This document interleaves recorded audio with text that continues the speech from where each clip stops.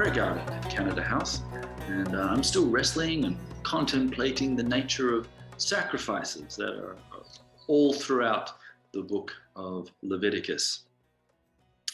And before we even contemplate the sacrifices that we find all throughout Leviticus, we should know that sacrifices occur long before the people of Israel are in the wilderness on their way to the land of Israel.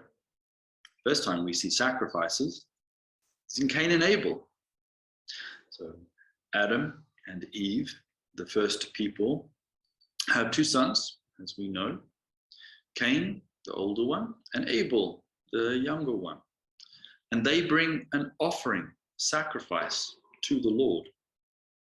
Cain brings some product of the earth, some grain, and Abel brings an animal to the Lord, and he as an offering. So a few questions to ask. Who told them to do that? The text in Genesis doesn't say, "Thou shalt give me sacrifices," says the Lord. No, all we find is that suddenly Cain and Abel are bringing sacrifices to God. But why? The Torah hasn't been written. We haven't gotten to Mount Sinai. Why are we bringing sacrifices? What was their purpose? And interestingly, Abel brings an animal. We're not even allowed to eat animals at this stage, not until after the flood, when we get the ability to consume meat from a command given to Noah. So what purpose was Abel killing the animal for? It's an interesting question. Perhaps we could look at the actual word for sacrifice, which is korban in Hebrew. It has a shoresh, it's a root letters, make up the word karav, likrov, to draw close to. So sacrifices have something to do with drawing close to the Lord. And we read at the beginning of the book of Leviticus. I'm going to read the first sentence in Hebrew and then translate. It says, Vayikra, and he called. God called to Moses. Very personal way to express, I'm talking to you. And he called. And he uses the verb likro, to call, not the verb to speak. And the Lord spoke to Moses. That would be vayidaber. It didn't say that. It says vayikra, and he called.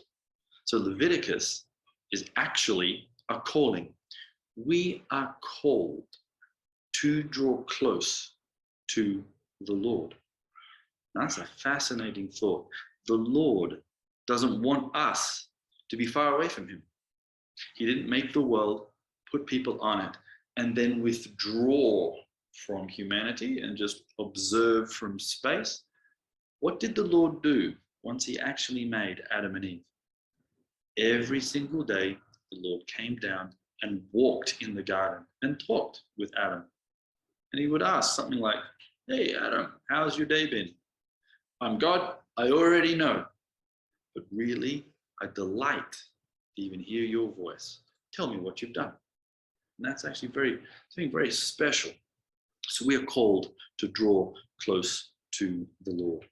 So when we read the book of Leviticus, we see a variety of different sacrifices. We shouldn't just think, oh my gosh, it's a whole lot of blood and it seems very remote. Actually, we shouldn't look at it as something monstrous or something sinister. But actually, we should look at it as something personal. The delight of the Lord to speak to humans and to want to call them to be in his presence. And so here in this garden, it's an opportunity for me to talk to the Lord. And while I'm talking to the Lord, I should really learn to listen a little bit more. So we should all do that in our prayer lives. Spend some time just quietly listening to the voice of the Lord. Shalom from Kanada House.